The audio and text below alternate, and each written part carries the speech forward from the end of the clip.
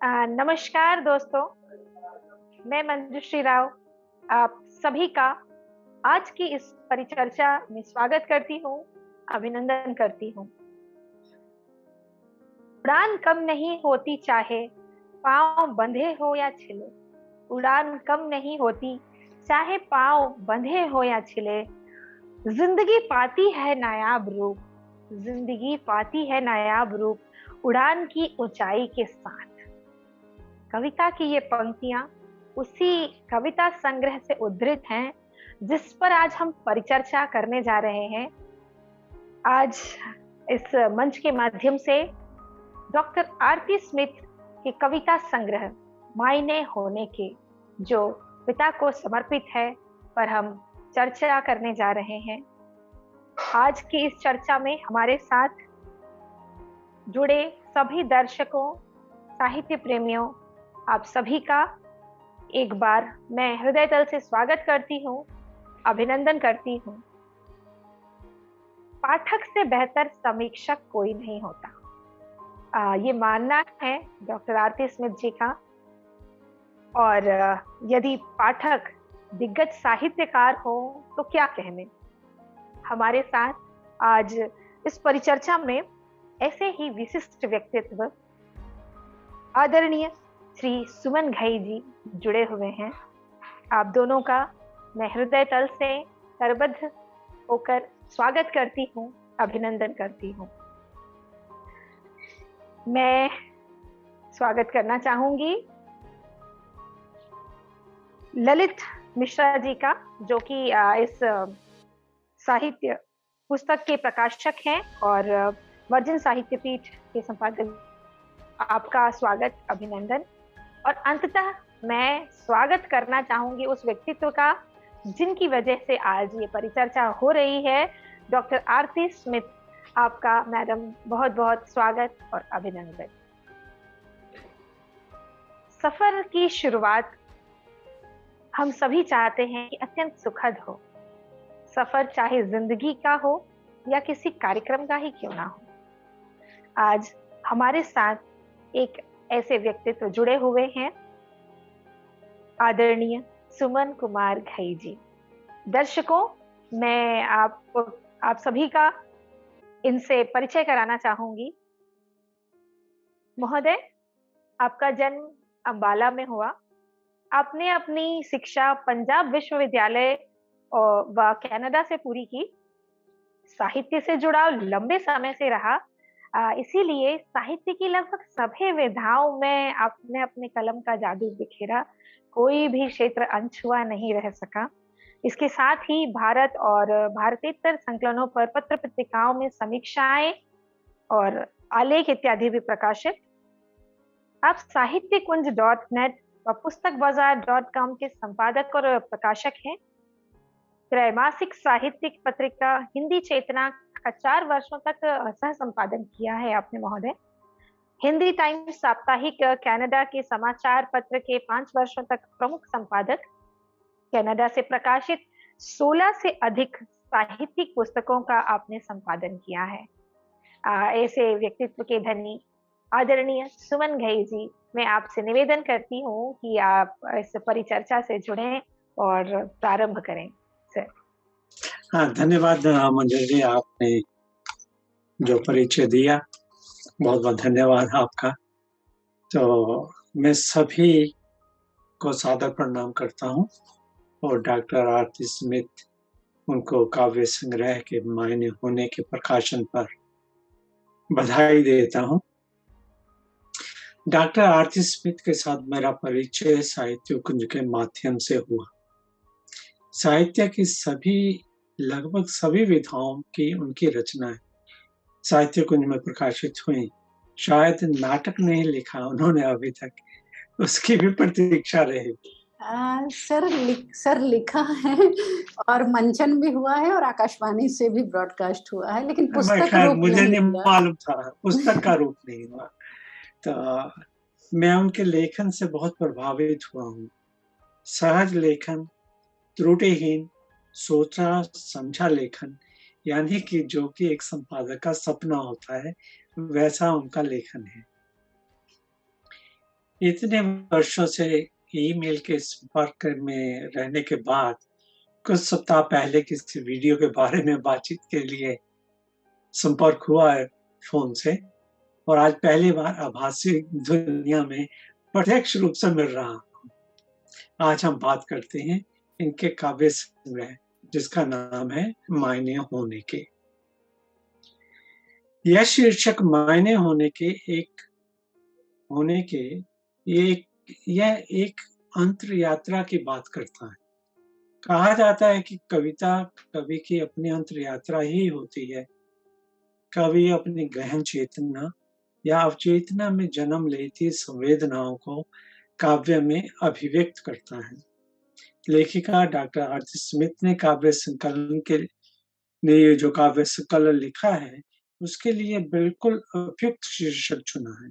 यह स्वयं अपने शब्दों में कहीं अनकहीं में कहती हैं, होने की समझ बनते बनते रचना प्रक्रिया गतिशील हो गई और आंतरिक स्तर पर खलबलाते भाव संवेग चट्टान फोड़कर बाहर निकलने के लिए दृढ़ संकल्पित हो गए। फिर उद्गम अनिवार्य हो गया और कविता ने अपनी राह आप बना ली। वह उतरती रही मुझ में, मैं उतारती रही कागज पर। एक अच्छे कवि की यही परिभाषा है और सही परिभाषा है। अवसर के अनुसार घिसे पिटे मुहावरों को दोहरा देने से कविता नहीं हो जाती। शांत स्वच्छ मानसिकता की अवस्था में कविता अंतर्मन से उभरती है। वही इस पुस्तक में बार बार देखने को मिलता है। वह कहती हैं, संबंध अपनी अमूर्तता में विराटता को पाता है। असीम और छोर से परे संवेग जब जड़ में भी चेतन की उपस्थिति की अनुभूति से जुड़ जाते हैं, तब दर्शन अपनी कलात्मक काया में प्रवेश कर जाता है और कविता अवतरित होती है। सायास कुछ भी नहीं होता, हो ही नहीं सकता। आरती स्मिथ केवल कविता लिखती ही नहीं, बल्कि कविता के दर्शन को समझती हैं। यही तथ्य उनकी कविता को गहराई प्रदान करता है। उन्होंने काव्य संग्रह को कुछ अध्यायों में संयोजित किया है। मैं हर अध्याय के कुछ उदाहरण देते हुए अपनी बात कहूंगा। पहला अध्याय है खामोशी और दर्द के बीच। सबसे पहली कविता है सर्वश्रेष्ठ रचना। एक घरेलू नारी की दिनचर्या के माध्यम से वह पारिवारिक दायित्वों को निभाते हुए चरम पर पहुंचकर 4 छोटी पंक्तियां लिखती हैं और कहती हैं, वह ईश्वर की सर्वश्रेष्ठ रचना, सबसे प्यारा संबंध और संबोधन। अब देखिए, उन्होंने बिन कहे कह दिया कि यह संबोधन मां के सिवा कुछ और हो ही नहीं सकता। यह सहज कहने की विलक्षण प्रतिभा उनके लेखन में हर जगह मिलती है। एक और कविता है मां की अलमारी। ये बहुत अच्छा, जिसे बोलते हैं, रूपक भी है और बिंब भी है। मां की बढ़ती उम्र के साथ बच्चे भी बड़े होने लग जाते हैं। मां जहां बच्चों को बड़े होते देखकर खुश होती है और दूसरी ओर वह जानती है कि पंख विकसित होते ही बच्चे घोंसला छोड़कर उड़ जाएंगे। खाली होते घोंसले से घबराई मां अपनी स्मृतियों के चिन्हों को कसकर पकड़े रहना चाहती है। मां अलमारी को ताला लगा रही है। प्यारी रचना है। एक रचना है आ रही मां, याद आ रही मां। मां की प्रौढ़ावस्था से वृद्धावस्था की यात्रा है ये कविता। शाब्दिक चातुर्य की सुंदरता से भरपूर है ये कविता। नए कवियों और कविता के छात्रों से कहूंगा कि आप संग्रह में आरती जी की कविता की इस विशेषता को संज्ञान में लें। इसके कुछ शब्द हैं। संझाई माँ गोधूली आंखों में देख रही दिन का रास्ता। अब ये दिन कौन है, क्या है? बरसों बीत गए हों मानो कतरा कतरा लम्हे में लम्हा इंतजार का। यहाँ इंतजार किसका है? माँ किसका इंतजार करती है? कवित्री को बताने की आवश्यकता नहीं है, पाठक समझ जाते हैं। आरती अब कविता को चरम पर ले जाती है। संझाई माँ धीरे धीरे ढल जाती है रात में, और अंत में कवित्री को स्वयं लगने लगता है वह भी माँ के पथ पर ही यात्रा कर रही है। उम्र की ढलान पर दिन को याद आ रही है माँ। अब वही दिन कवि है जिसका माँ इंतजार कर रही थी। कविता घूमकर वहीं पर आ जाती है। अब कुछ व्यक्तिगत कविताएं हैं, वो सभी की व्यक्तिगत होती हैं। उसमें जैसे एक ऐसी उम्र आती है, और यह उम्र हर एक व्यक्ति के जीवन काल में आती है, जब हम अपने माता पिता को धीरे धीरे एक साबुन की टिकिया की तरह घुलते हुए देखते हैं।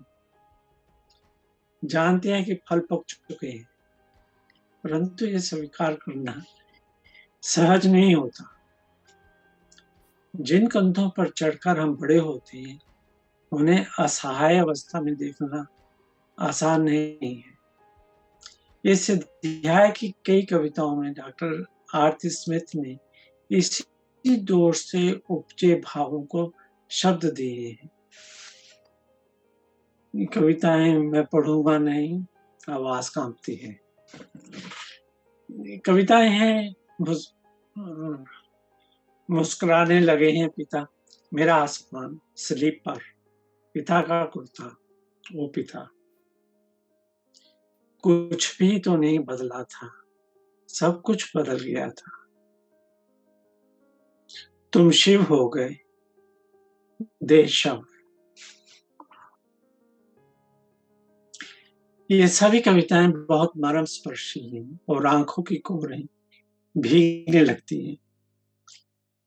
पिता द्वारा हाथों को हाथ में लेकर कृष्ण दबाव से निःशब्द भाषा को व्यक्त करती कविताएं अंतर्मन को उद्वेलित करती हैं, परंतु जीवन के अंतिम सत्य को स्वीकार भी करती हैं। अंतिम पड़ाव बहुत प्यारी कविता है। मां, घर, आंगन और बचपन की स्मृतियों को बड़े प्यार से अभिव्यक्त किया गया है। अगला अध्याय है मायने होने के। आरती स्मिथ ने अपने होने के अर्थ को अपने भीतर खोजने का प्रयास किया है। समय की स्मृति में कहती हैं, मेरे होने और न होने के बीच सूक्ष्म तंतु की तरह मुझसे मुझे जोड़ना, जोड़े रखना रचता है अध्याय नया।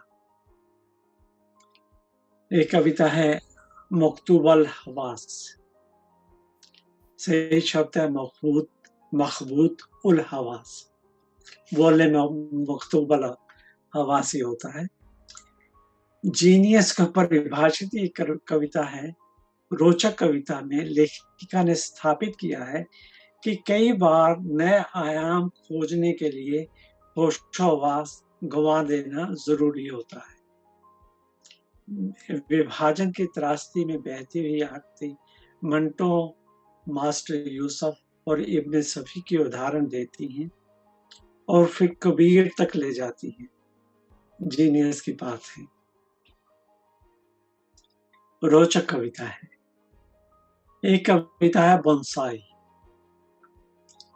होने के मायने खोजते हुए व्यक्ति प्रकृति की सत्ता के समक्ष स्वयं को बोना महसूस करता है।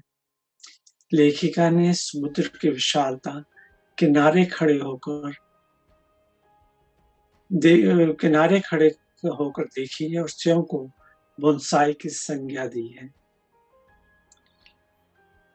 एक कविता का शीर्षक है रावी, और पूरी पुस्तक में रावी नदी प्रतीक के रूप में कई जगह पर दिखाई देती है। शायद भारत के विभाजन की विभीषिका का प्रतीक है रावी, और कुछ नहीं कहता इसके बारे में। झोंपड़ी और चांद बहुत ही कोमल संबंधों को उकेरती कविता है। उदाहरण नहीं दे रहा हूं क्योंकि ये कविताएं आरती जी के मुंह से सुनना चाहता हूं। अगला अध्याय है चित्र बन गए शब्द। शब्द चित्र। चित्र बन गए शब्द एक कविता है, उसमें लिखती हैं, चित्र बन गए शब्द, शब्द चित्र, मैं रंगों लकीरों में ढूंढता रहा शब्दों के मायने। मायने शब्दों से परे जाकर खोलने लगे हैं पंख इन लकीरों में जरा जरा। मैं बहुत क्या कहूँ आरती जी, बार बार रुक जाता हूँ कि भावों की गहराई एक लकीर में, स्पार लकीर में, शब्द लकीर में, सीधी लकीर में, यह आपकी विशेषता है। ये लिखा नहीं है, अभी मन के भाव है। इसी क्रम में एक कविता है, उसमें एक खींची लकीर में कविता हर प्रकार की कला को देखती है और उसके ऊपर एक एक पद है उनका। अंत में वह क्षीण रेखा में जिंदगी देखकर अवाक रह जाती है और पाठक कविता को पढ़ते हुए अवाक अवश्य रहेगा। तो एक शब्द है पंखुड़ी, शब्द की पंखुड़ी। आरती जी ने अभिव्यक्त किया है कि कई बार कोई घटना या कोई दृश्य कविता रच जाता है और ये हम सभी जो लिखते हैं इसको जानते हैं। संबंध के नए चेहरे एक अध्याय है। सबसे प्यारी कविता इसकी जो मुझे को लगी वो है अनुभूति के वेवलेंथ पर। बहुत प्यारी कविता है, सीधी स्पष्ट भाषा में संवेदनाओं की झलक देखिए। कुछ फासले थे हमारे दरमियान, कुछ फासले थे हमारे दरमियान, कुछ गहरी कंटीली खाइयां, कुछ निठुर पहाड़, फिर भी निहारा करते थे एक दूजे को। और फिर आगे का देखिए, वह खाई में उतर ना पाया, वह पहाड़ चढ़ ना पाई कभी। आगे कविता को समेटती आरती कहती हैं, अनुभूति के वेवलेंथ पर उन्होंने तान लिया था चंदोबा, इसके नीचे खड़ा था संबंध सुरक्षित खुशहाल। बहुत अच्छी कविता है। कविता है संबंध, इसकी सिर्फ पहली 3 पंक्तियां कहूंगा, आगे कुछ भी नहीं। पाठक आप सोचिए उसके ऊपर और पढ़ें। समय की अलगनी पर टांग दिए दिल के जुड़े संबंध, इस पर मनन करें, आगे कविता पढ़ें। विसंगति ये भी बड़ा महत्वपूर्ण अध्याय है। अब टूटे चश्मे, चश्मे का नाम आते ही गांधी जी का चित्र आंखों के सामने आ जाता है। और टूटे चश्मे के पंक्तियों में भी कुछ ऐसा ही दिखता है मुझे। यह इस समय के राजनीतिक परिदृश्य की बखिया उधेड़ती हुई कविता है, बिना किसी का पक्ष लिए, आंख में उंगली डालकर राजनीतिक सच को देखने के लिए पाठक को विवश करती है। अहिंसा की माला में जड़े जा रहे बारूद, तोड़ी जा रही लाठी, फोड़ा जा रहा चश्मा, जख्मी किए जा रहे दृढ़ कदम, सच्चाई और मानवता की कहर। जब दो इंसानों के फासले बढ़ने लगते हैं तो कवि कहती हैं, ये किसकी साजिश है कि भरोसे की जमीन पर रेंग रहे हैं सांप कई, और अंत में अफसोस जाहिर करती हैं, रिश्तों में दुर्गंध हमने तो न चाही थी, फिर किसने दी इजाजत प्रेमी पलों में घुसपैठ की। टूटते रिश्तों की समीक्षा करती है कविता, दिल के बजाय दिमाग से देखती है। हादसा नहीं लगता। खोरी मानवीय संवेदना का अफसोस जताती कविता है, क्योंकि अगर मनुष्य में संवेदना न बचे तो शेष क्या रहता है। सब कुछ रहता है हूबहू, शक्ल और अंदाज भी, इंसान बस इंसान नहीं रहता। अगला अध्याय है चीख और दहाड़ के बीच। इस अध्याय की कविताएं डॉक्टर आरती स्मिथ के आदिवासी समाज में निवास करने से उपजी हैं, ऐसा महसूस होता है। उन्होंने आदिवासियों की पीड़ा को करीब से देखा और महसूस किया, उनकी बिखरती संस्कृति की दुविधा को समझा है, आर्थिक और राजनीतिक शोषण को भी देखा है। कविता है दौर चुप्पी का। जब सामाजिक असमानता पराकाष्ठा पर हो, नैतिक मूल्यों का विघटन हो चुका हो, आर्थिक स्वार्थ आदिवासी संपदा का दोहन करने लगे तो पूरा राजतंत्र शोषितों को अनसुना करता रहे, तो गूंजती है एक चीख, एक दहाड़। परंतु विडंबना है कि कविता है उनकी चीख गुम हो जाती है। उनकी चीख गुम हो जाती है जोहिला के किनारे प्यासे खेतों में, दम तोड़ती धान की फसलों में, उस दो पाए बैल में। दो पाए बैल, बहुत अच्छा आपने प्रतीक चुना है।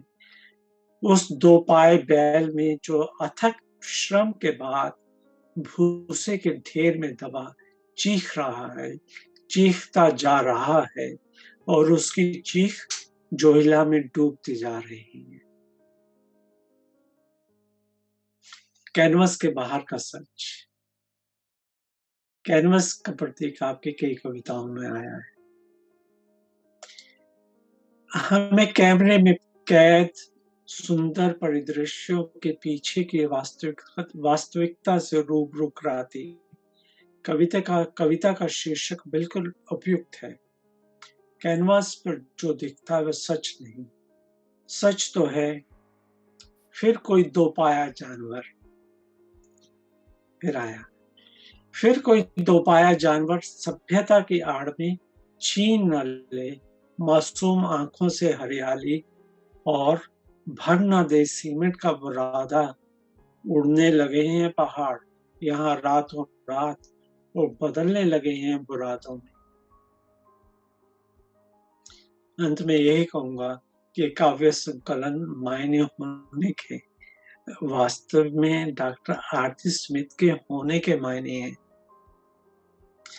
घर परिवार, माँ पिता, बचपन, वयस्क होने की व्यस्तताएं, संबंधों के उतार चढ़ाव, सामाजिक जागरूकता, सामाजिक दायित्व, और अंत में आदिवासी विमर्श पर चिंतन के अनुभव जिस तरह उनका हिस्सा बन चुके हैं, और वही उनकी कविता बनकर इन पन्नों पर उतरे हैं। और शायद यही उन्होंने पुस्तक के आरंभ में कहीं अनकही में भी कहा है। मैं सभी श्रोताओं और दर्शकों से निवेदन करूंगा वे इस कविता को संग्रह को खरीदें और पढ़ें। धन्यवाद।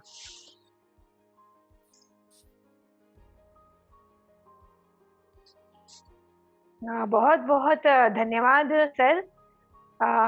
हमें और भी सुनने का मन कर रहा है, और आपको सुनने के बाद कविता संग्रह तो मैंने भी पढ़ी, लेकिन जब आपने इस विषय पर समीक्षा की, आपने अपने विचार रखे, तो कुछ नए प्रश्न में एक प्रश्न सर आपसे पूछना चाहूंगी कि जब आपने इस संग्रह के बारे में जाना कि मायने होने के, सिर्फ ये जब आपने शीर्षक सुना, तो आपको पहला प्रश्न आपके मन में क्या आया कि अंदर क्या होगा?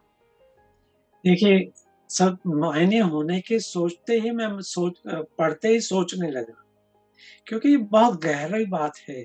मायने होने के यानी हम अपने अस्तित्व का प्रश्न पूछ रहे हैं कि हम हैं तो क्यों हैं। तो मैं आरती जी का लेखन पहले पढ़ चुका हूँ, तो गहराई को जानता हूँ, तो मुझे लगा कि इसमें दार्शनिक तत्व जो है वो हावी रहेगा। क्योंकि जो पुस्तक का निचोड़ शीर्षक पुस्तक किसी भी पुस्तक का बहुत महत्वपूर्ण होता है।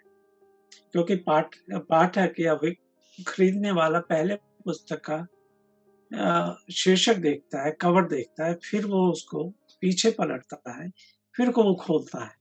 तो बहुत महत्वपूर्ण होता है। तो ये शीर्षक जैसे हुआ, जैसे मैंने कहा कि इसमें बड़ी गहराई थी, तो जानता था कि अंदर मुझे पढ़ने को क्या मिलेगा। और पिछले दिनों कुछ वीडियो जो कविताओं का साहित्य कुंज में मैंने लगाया, तो उसका भी मेरे मन में था कि ज़रूर पिता की मृत्यु के बारे में इसमें कुछ अवश्य पढ़ने को मिलेगा। क्योंकि आम तौर पे जब कुछ ऐसी घटनाएँ होती हैं जो हमारे अंतर्मन को झंझोर डालती हैं, माता-पिता का जाना, तो आदमी ज़रूर ये प्रश्न अपने से पूछता है कि हम हैं तो क्या, कौन है? क्यों हैं? तो यही मैं समझता था। और बिल्कुल ये पुस्तक वही है जो शीर्षक कहता है।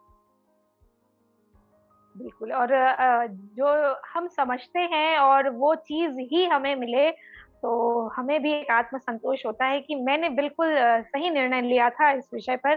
तो मायने होने के मैडम ने लिखा, बहुत सुंदर उसमें भाव उकेरे उन्होंने, और सच में मार्मिक है। हम पढ़ते-पढ़ते एक पाठक के मन में ये जो भाव उत्पन्न होने चाहिए, भले वो स्नेह का भाव हो या क्रोध आए, अगर ऐसे उकसाने वाली कविताएँ हैं, या फिर मर्मस्पर्शी हों, तो इन कविताओं में वो सारी चीज़ें हमें कहीं न कहीं परिलक्षित होती हैं हर अध्याय में।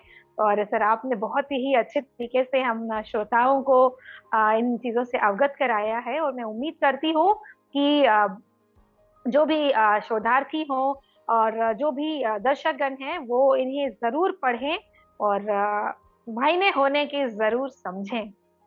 सर, जैसे आपने चर्चा की, मुझे कुछ पंक्तियाँ याद आ रही हैं।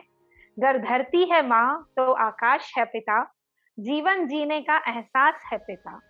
जो बिना रुके, बिना थके, जिए जाए परिवार की खातिर, उस परम पिता परमेश्वर का नाम है पिता। माँ, जिसने ना कभी आँखों को नम होने दिया, माँ, जिसने ना कभी खुशियों को कम होने दिया, आँचल में जिसके है स्नेह, प्रेम और वात्सल्य भरा, उस ईश्वर ने उसे ही तो माँ का नाम दिया।" बहुत इन अच्छे, बहुत बढ़िया। धन्यवाद सर।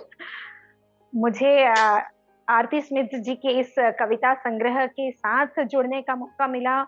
सुमन घई सर को हमें सुनने का अवसर प्रदान किया, बहुत ही खुशी हो रही है।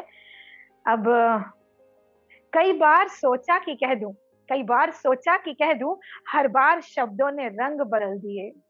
ये पंक्तियाँ आरती स्मिथ जी की अनकहा, इस कविता संग्रह की अनकहा, इससे उद्धृत हैं। और मैं जानती हूँ कि आज हम आपको सुनना चाहते हैं, तो आप हम हमारे साथ जुड़ें और आप अपनी इस संग्रह के बारे में हमसे चर्चा करें। आभार मंजू। अ,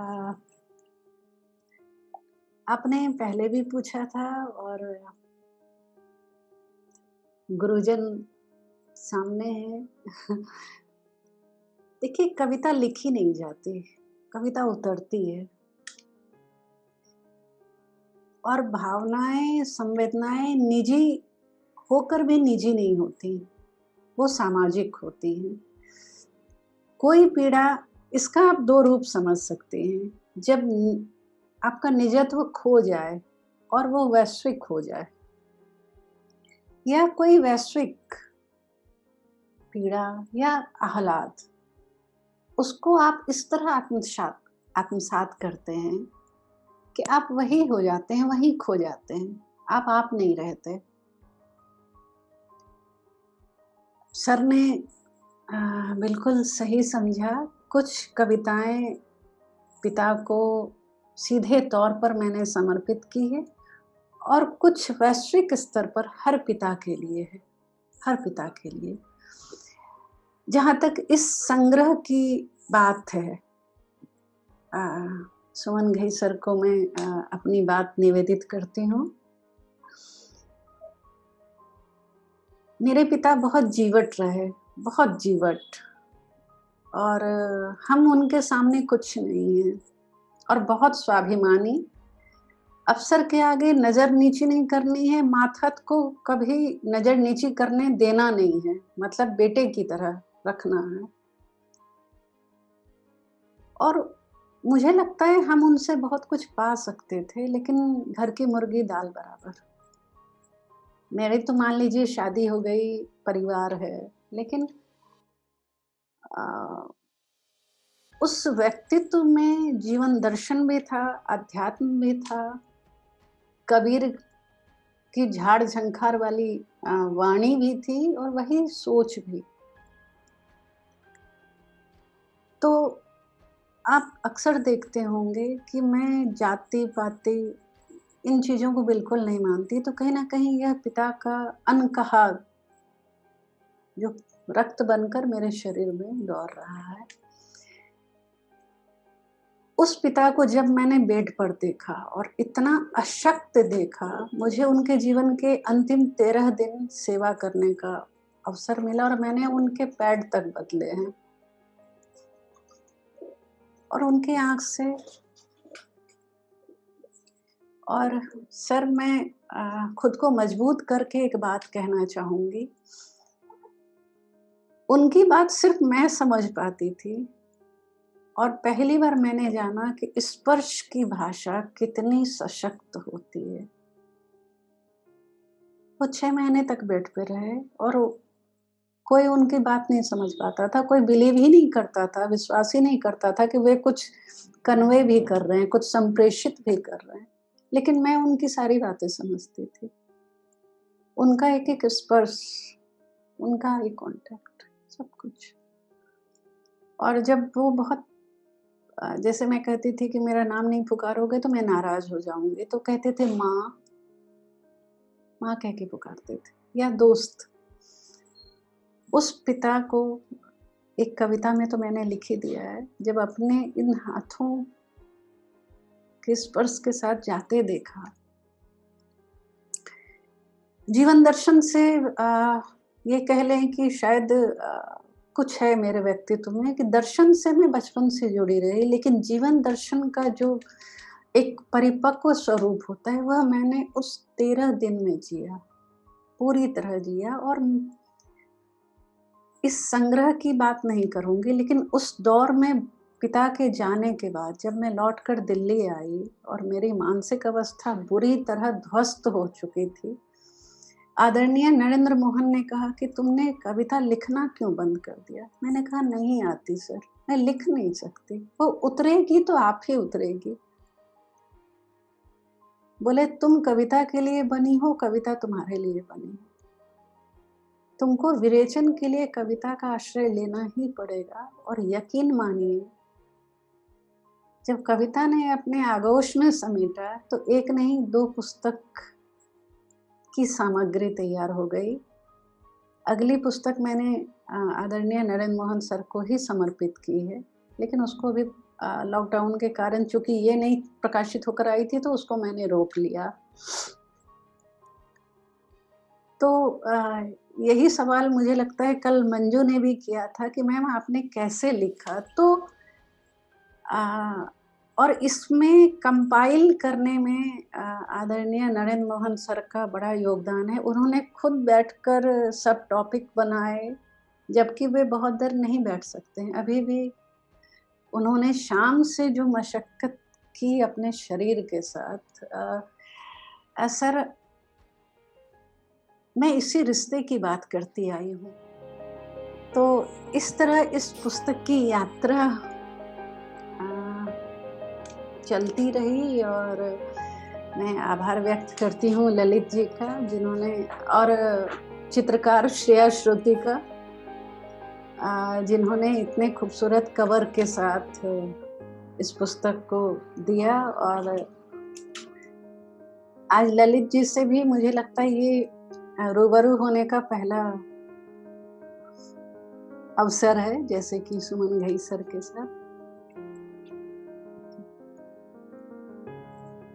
सर, मुझे लगता है कविता हर उस व्यक्ति के हृदय में वास करती है, और प्रस्तुत हो पाए ना पाए, विरेचित कर पाए ना कर पाए, लेकिन उसकी धारा जो हिला और नर्मदा की तरह अंदर अंदर प्रवाहित है, भूमिगत है। जैसे कि हम सरस्वती पर विश्वास करते हैं कि सरस्वती नदी अंदर अंदर प्रवाहित होती रही है किसी काल में, तो हम सबके भीतर अगर ऐसा नहीं होता तो वैश्विक स्तर पर जो उठापटक, जो उथल पुथल, राजनीतिक, सामाजिक, आर्थिक और कहें तो प्राकृतिक भी, जो उथल पुथल मची हुई है, बावजूद इसके हमारी धरती बहुत खूबसूरत है, हमारा जीवन बहुत सुंदर है। और इसको सुंदर बनाने वाले हम आप तभी हो पाते हैं जब हमारी संवेदना एक दूसरे के साथ जुड़ती है। बस ये बहुत अच्छा लगा जानकर कि अपने इस संग्रह को लिखने के पीछे मायने होने के, और ये जैसा कि आप बता रहे हैं, और ये मानना भी है कि कविता किसी एक की नहीं होती, वो सामाजिक हो जाती है। तो हम भी जब कविता पढ़ रहे तो जैसे ही हमने उनके बारे में जाना, तो हमें भी बस एक ख्याल कि हम अपने माता पिता से दूर हैं, तो वो एक स्पर्श उन कविताओं को पढ़ने के बाद होने लगा कि नहीं, मायने होने के तो हमारे भी हैं, और हम हैं तो माता पिता के कारण ही हैं इस दुनिया में। बहुत अच्छा लगा जानकर। मंजू, मैं वृद्धाश्रम एक से पिछले 5 वर्षों से जुड़ी हूँ, सबकी बेटी हूँ, और दलित बस्ती, जो कि जिसको आप श्रमिक बस्ती कह सकते हैं, जिसमें पिता जो कमाते हैं उसका दारू पीते हैं, लेकिन माताएं, उनको मेरे घर में कोई आया या दाई नहीं बुलाता। वो बहनें हैं, जो बहनें हैं वो सजग हैं, और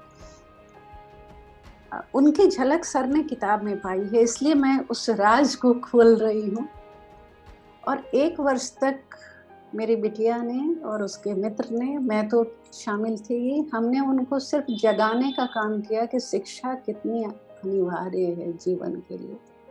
और धीरे धीरे वहाँ के बच्चों ने, उनको हमने वो व्यवस्था भी दी, सब कुछ दिया, और बच्चे स्कूल जाने लगे। आज माताएं अपना पेट काट कर भी चाहती हैं कि बच्चे पढ़े, पिता को चिंता नहीं है। तो यह है जो, हाँ, पिता होली है तो पीकर पड़े रहेंगे, लेकिन जो स्त्रियां हैं, मैं उनको नमन करती हूँ। कितना काम करती हैं, फिर भी कितनी सजग हैं। तो जो काम वाली, मतलब अगर मैं वहाँ जाऊँ, उनको नहीं पता है, उनको सिर्फ मालूम है आरती आंटी आई है, आरती दीदी आई है। और लॉकडाउन है, मैं छोटा सा वाकया सुना रही हूँ, हालांकि ये वक्त नहीं है, लेकिन सर से रूबरू हूँ। तो अभी फिर से कोरोना का केस बढ़ गया, तो हुआ कि डिस्टेंस करना है, डिस्टेंस मेंटेन करना है।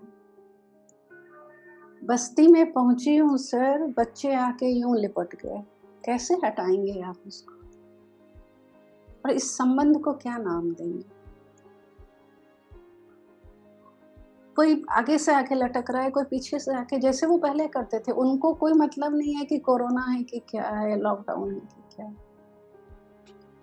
तो यह जो संबंध है, और आदिवासियों को बहुत नजदीक से सच में मैंने देखा है, और ईश्वर ने चाहा तो बहुत कुछ करना है सर उनके लिए भी।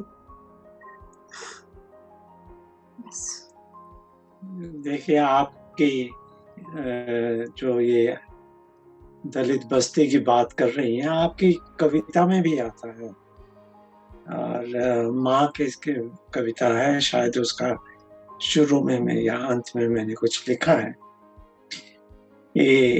उसमें ये भी बात आती है कि माँ कहती है, उसे तो चाहिए तेरी रोटी और बोटी, वो हंस के कहती है और उसको चाहिए अब एक अद्धा भी। तो शराब की बात जो आपने कही, तो बचपन से जो बातें हमने सुनी और देखी वो कविता में तो आएंगे ही। तो अब आप कोई अपनी कविता सुनाएं तो और भी अच्छा लगेगा, क्योंकि जरूर। जो भाव। और सर, मैं मानती हूँ कि साहित्य अगर समाज का दर्पण नहीं है तो फिर साहित्य रचना नहीं चाहिए, फिर साहित्य लेखन का कोई मतलब नहीं बनता है। या फिर अगर एसी में बैठकर हम भूख पर कविता लिखते हैं तो यह भी गलत। सर, वीडियो सर का ऑफ हो गया है, आप आवाज सुन पा रहे हैं सर? हाँ, कोई बात नहीं। एक पिता की बात है सर, तो पहले पिता की ही कविता, झोपड़ी हाँ और जी। चांद उसके बाद। हाँ। सलीब पर, खूंटी पर टंगा है कुर्ता, खूंटी पर टंगा है कुर्ता, या टंगे हैं पिता सलीब पर। खूंटी पर टंगा है कुर्ता या टंगे हैं पिता सलीब पर। जिम्मेदारियों की कील से ठुके लटके हैं वर्षों से, और गर्व से तनी गर्दन झूलने लगी है धीरे धीरे। झूलती बाहों की परछाई गाथा सुनाती है, झूलती बाहों की परछाई गाथा सुनाती है, कांधे पर लदे बेहिसाब दबाव का, और हवा में लहराता हिस्सा चिंद होते तन मन का। कुर्ता पिता की यादों से लिपटा, उनकी देहगंध समोए, उनके संघर्ष और जीवन की त्रासदी की अकथ कथा बाँचता झूल रहा है। दिख रहे हैं पिता झूलते हुए सलीब पर। बहुत बढ़िया, बहुत बढ़िया, बहुत अच्छी कविता। तो मेरा खुद गला रूंध जाता है सर जब भी मैं पिता की बात करती हूँ,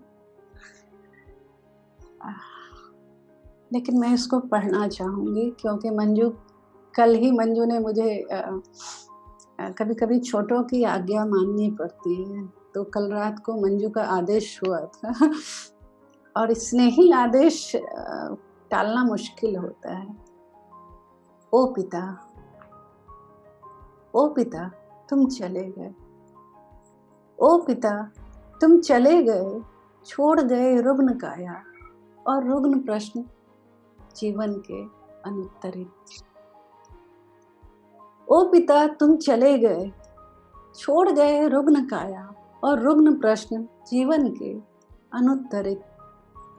तुम्हें जाना ही था, तुम्हें जाना ही था, नियत था सब कुछ, फिर भी तुम्हारी प्रतिबद्धता ढो रही थी रुग्णता, चिंता और रिक्तता भी। तुमने कुछ कहा क्यों नहीं, तुमने कुछ कहा क्यों नहीं, क्यों रहे मौन? तुमने कुछ कहा क्यों नहीं, क्यों रहे मौन? क्यों नहीं परोसी अपनी झल्लाहट हर बार की तरह? तुम्हारी खामोशी भयभीत करती थी मुझे। अनहोनी की आशंका फूट पड़ी थी गहरे दबे बीज से। तुम भी तो खींच रहे थे रथ टूटे पहिए पर, तुम भी तो खींच रहे थे रथ टूटे पहिए पर। टूटने लगे हैं अर्थ समझने लगे थे तुम, और देने लगे थे संकेत नियति के विधान का। तुम समझ चुके थे देश परदेश का अर्थ, और समझाना चाहा था मुझे भी। तभी तो आंधी में भी थिर था चित्त तुम्हारा, तभी तो आंधी में भी थिर था चित्त तुम्हारा। ओ पिता जाते जाते तुमने भेद दिए मौन के असीम अर्थ, संकेत के विविध पहलू, स्पर्श के अनगिन आयाम, पंच तत्व के सूक्ष्म संबंध और प्रयाण की त्वरित प्रक्रिया। ओ पिता ओ पिता, मंजे धागे का कमजोर पड़ना, टूटन का अंतहीन सिलसिला, जाने कब से गुन रहे थे तुम। मैं देह थामे रही, मैं देह थामे रही और तुम हौले से निकल लिए। मैं देह थामे रही और तुम हौले से निकल लिए, इन आंखों के सामने बेआवाज। कुछ भी तो नहीं बदला था, सब कुछ बदल गया था। कुछ भी तो नहीं बदला था, सब कुछ बदल गया था। तुम शिव हो गए थे, देह शव। पथराई आंखें ढूंढती रही थी शिव को शव में। बहुत बढ़िया, बहुत अच्छी, बहुत अच्छी, बहुत मार्मिक कविता है। और ये जो एक सफल कविता जो होती है वो लेखक और पाठक या श्रोता के बीच में एक तार जो है, एक सूत्र जो है वो बांध देती है और हम उस पे चलने लगते हैं स्वयं। अपने अनुभव जो हमने, जैसा आपको हुआ, वो जो हमने अनुभव किया है, हम कविता में अपने आप को देखने लगते हैं। ये कविता की सफलता है। एक बनावटी कविता होती है, एक जो असली मन से उतरती जैसे बोलता है वो कविता है, तो वो वाली कविता है। बहुत अच्छी कविता है। वर्तमान समय में जो उधेड़ बुन रिश्तों की, तो जो पाठक, जो श्रोता हैं, जो आज की समाज में जहाँ रिश्ते पल पल नास्तित्व खो रहे हैं, इस कविता संग्रह से मुझे लगता है कि रिश्तों को वापस एक अच्छा रूप देने का एक आयाम जरूर जुड़ेगा। अगर मैं गलत नहीं हूँ सुमन भाई सर, मुझे ऐसा लग रहा है कि वर्तमान परिप्रेक्ष्य में जहाँ पर रिश्ते धूमिल होते से नजर आ रहे हैं, ये कविता कहीं ना कहीं विचारों में सेतु का काम करेगी, जैसा आपने भी कहा है। और बहुत अच्छा लगा मैडम, आपके मुख से ही आपकी रचित कविताओं को सुनने का हमें अवसर प्राप्त हुआ। सर का एक आदेश था मंजू, मैं उसको पूरा कर लूं। बिल्कुल बिल्कुल। मूड भी थोड़ा बदलेगा। झोपड़ी और चांद। हाँ। कल चांद उगा था, दप दप करता चांद। कल चांद उगा था, दप दप करता चांद, छत की सुराख से झांक रहा था भीतर। कल चांद उगा था, दप दप करता चांद, छत की सुराख से झांक रहा था भीतर। वर्षों बाद रोशन हुई घिसियाती झोपड़ी। वर्षों बाद रोशन हुई घिसियाती झोपड़ी, दमकती चहकती चांदनी अब झोपड़ी का नूर थी। दमकती चहकती चांदनी अब झोपड़ी का नूर थी। कभी कभी, कभी कभी हौले से सेंध लगाते हुए किसी का आना कितना कुछ दे जाता है। कभी कभी हौले से सेंध लगाते हुए किसी का आना कितना कुछ दे जाता है अनायास। बहुत बढ़िया, बहुत अच्छी कविता। छटने लगता है अंधेरा, चमकने लगती हैं सूनी आंखें। छटने लगता है अंधेरा, चमकने लगती हैं सूनी आंखें, दप दपाने लगता है बेनूर चेहरा। खुलने लगते हैं पपड़ाए होठ, घुलने लगती है चांदनी जीवन में।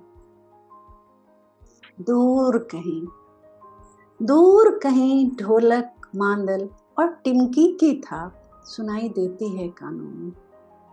दूर कहीं ढोलक मांदल और टिमकी की थाप सुनाई देती है कानों में, और मचल उठते हैं अंधेरे से बंधे पांव। दूर कहीं ढोलक मांदल और टिमकी की थाप सुनाई देती है कानों में, और मचल उठते हैं अंधेरे से बंधे पांव। थिरकने लगते हैं वे, थिरकने लगते हैं वे, झड़ने लगती है चांदनी, झड़झड़ नृत्य की भाव मुद्रा में फैल जाता फर्श पर शीतल उजास। अटारियों पर बिछते चाँद ने पहली बार झाँका था। अटारियों पर बिछते चाँद ने पहली बार झाँका था झोपड़ी के भीतर, और पा लिए थे मायने अपने होने के। होने के, अपने होने के। बहुत अच्छी कविता, बहुत बढ़िया, बहुत बढ़िया, बहुत बढ़िया। कविता समाप्त क्यों हो गई? एक नई शुरुआत के लिए बहुत अच्छा लग रहा है मैम। और हम अब सुनते सुनते उस छत, उस चांद की रोशनी को अनुभव कर पा रहे थे। हमने चारों में से जिसने जिस तरह से उसे समझने की कोशिश की, वो उस तरह से हमारे अंदर वो बसती चली गई कविता। बहुत ही अच्छी कविता है। अब ललित और जी मुझे लगता बताएंगे है कि ललित कि जी को कैसा लग रहा है। बिल्कुल बिल्कुल। देखिए, जब पहली बार मेरी आपसे इस बारे में बातचीत हुई थी, तो हालांकि सुमन गई सर और मंजूश्री जी को जो आश्चर्य होगा कि मैं, देखिए, बहुत कम लोगों को जानता हूँ साहित्य में अभी वर्तमान में, क्योंकि मेरा जीवन बहुत सीमित है और दायरा भी बहुत सीमित है। और ऐसा भी नहीं है कि मैं किताबें पढ़ता रहता हूँ, ये भी मेरे साथ थोड़ा-सा जो है त्रासदी आप कह सकते हैं कि मैं किताबें भी नहीं पढ़ता हूँ ज़्यादा। तो समय का कुछ रूटीन ऐसा है, तो जब इनसे मेरी बात हुई थी, तो मैं इनका नाम नहीं जानता था, मैं इनकी पृष्ठभूमि नहीं जानता था, और मुझे इनका जो है, जो सर्कल जो है, वो भी नहीं पता था। तो इन्होंने मुझे कहा, पुस्तक के लिए बात की, और इन्होंने कहा, आप पहले आप कुछ रचनाएँ देख लीजिए, उसके बाद आप तय कीजिएगा कि आप इसे प्रकाशित करना चाहते हैं या नहीं।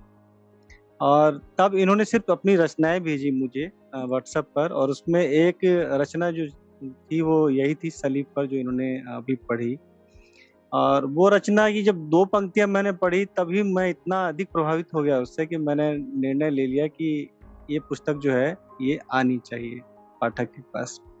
तो सिर्फ़ 2 पंक्तियों पढ़ के, उसके बाद पूरी मैंने पूरी कविता पढ़ी, वो अलग बात है। लेकिन वो 2 पंक्तियाँ ही जो थी शुरू की, उसके आधार पर मैंने निर्णय ले लिया था कि ये पुस्तक जो है आनी चाहिए।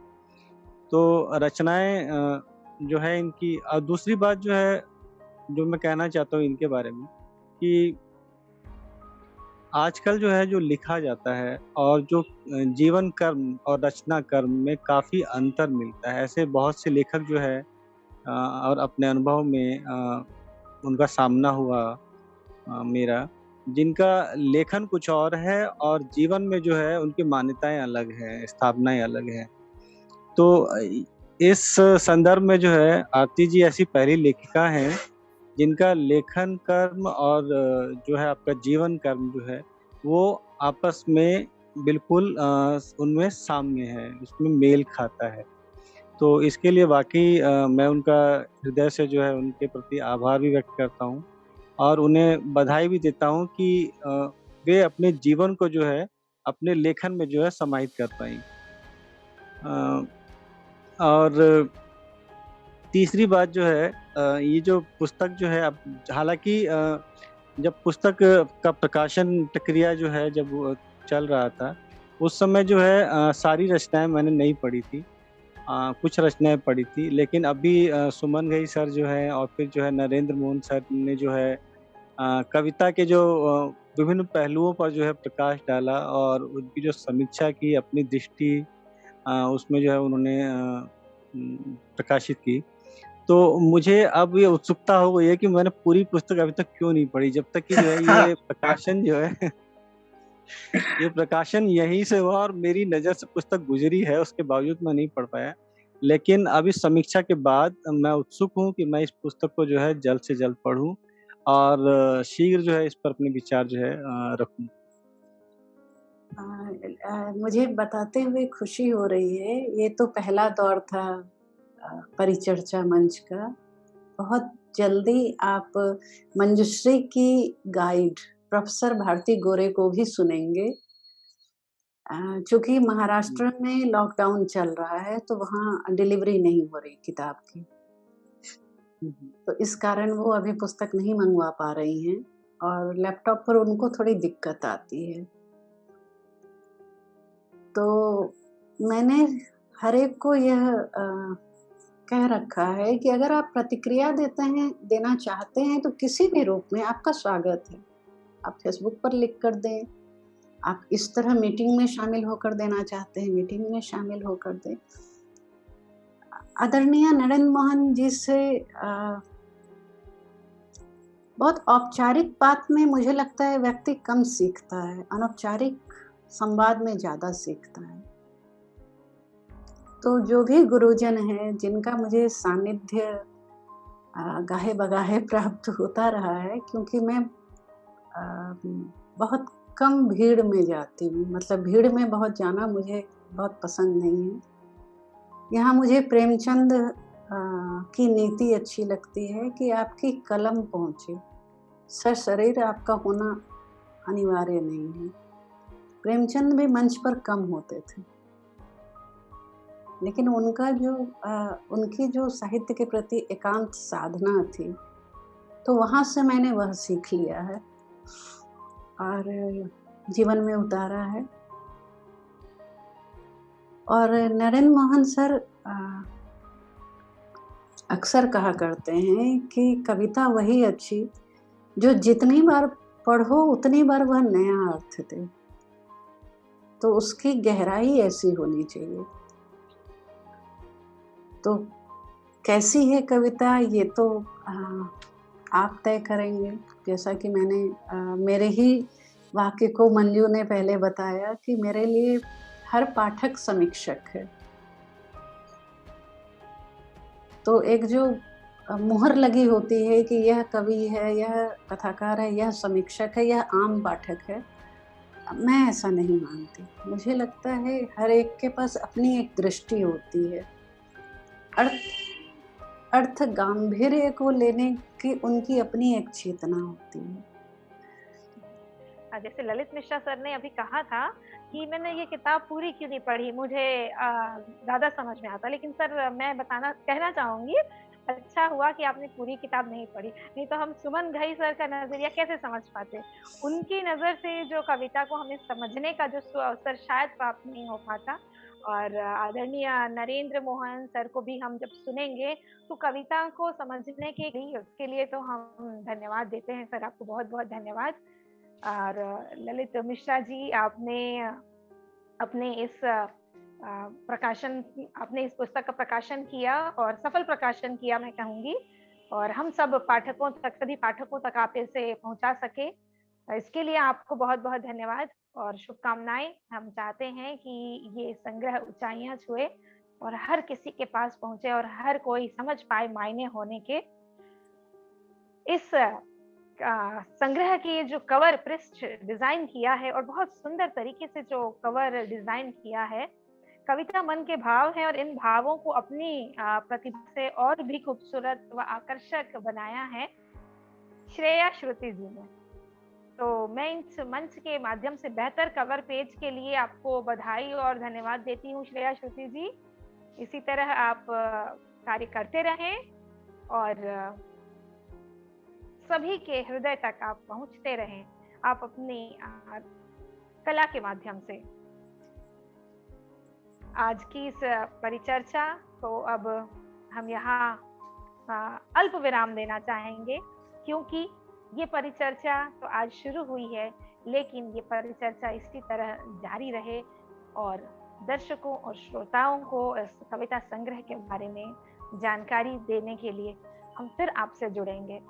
आज के लिए हम यहाँ पर इस संध्या में आप सभी से अनुमति चाहेंगे कि आप से हम फिर से जुड़ सके, और आभार व्यक्त करने के लिए मैं ललित मिश्रा जी से निवेदन करती हूँ कि वे आज के इस कार्यक्रम में औपचारिक रूप से आभार प्रदान करें।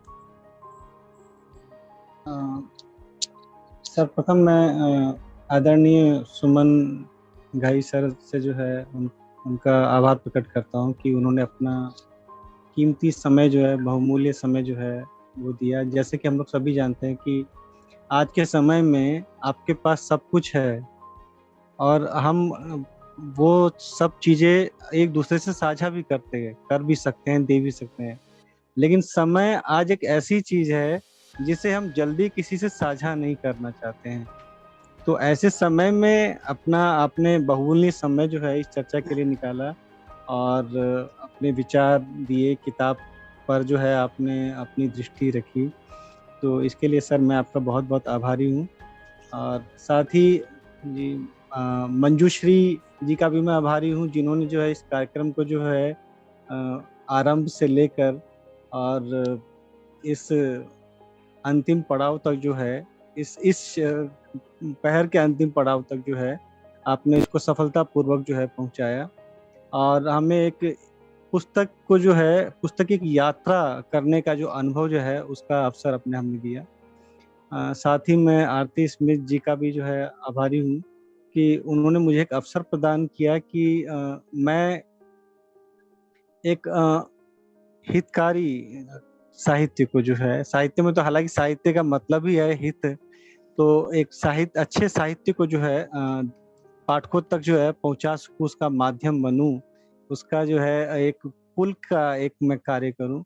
तो मैं उनका आभारी हूँ कि उन्होंने ये अवसर मुझे दिया और मैं प्रयास करूँगा कि यह पुस्तक जो है अधिक से अधिक पाठकों तक पहुँचे और यदि और कोई भी किसी भी तरह की अगर आवश्यकता पड़ती है सहायता की या कुछ भी तो मैं हमेशा उपलब्ध हूँ। आप जो है किसी भी समय आप मुझसे संपर्क कर सकते हैं, कोई किसी भी समस्या के लिए प्रकाशन संबंधी और तो बस इसके साथ जो है मैं विदा चाहता हूँ और बाकी आरती जी जो हैं अगर कुछ 2 शब्द कहें इस कार्यक्रम के समापन हेतु तो। आभार ललित जी, क्योंकि बिना आपके यह आयोजन नहीं होता और हर एक ने, मंजू को तो मैंने बेटी बना रखा है, सर ने अपना समय निकाला और मंजू ने भी अपने जॉब के बाद पूरी शाम मेरे नाम कर दी। तो मैं निःशब्द हूँ आप सबके स्नेह के प्रति। अगर पाठक का प्यार ना मिले तो लेखक नहीं होता। तो मैं वैश्विक स्तर पर तमाम पाठकों के प्रति नतमस्तक हूँ और यही दुआ करती हूँ कि हमारे संबंध ऐसे ही मजबूत रहे। नमस्कार। नमस्कार। एक इच्छा से कुछ नहीं बदलता, एक निर्णय से कुछ बदलता है, लेकिन एक निश्चय से सब कुछ बदलता है। इसी विचार के साथ हम सभी आपसे विदा लेते हैं, इसी वादे के साथ कि फिर आपसे मिलेंगे, इस परिचर्चा को आगे बढ़ाएंगे और समझेंगे मायने होने के। तब तक के लिए मैं मंजूश्री अपनी पूरी टीम की तरफ से आपसे विदा लेती हूँ। धन्यवाद। शुभ रात्रि।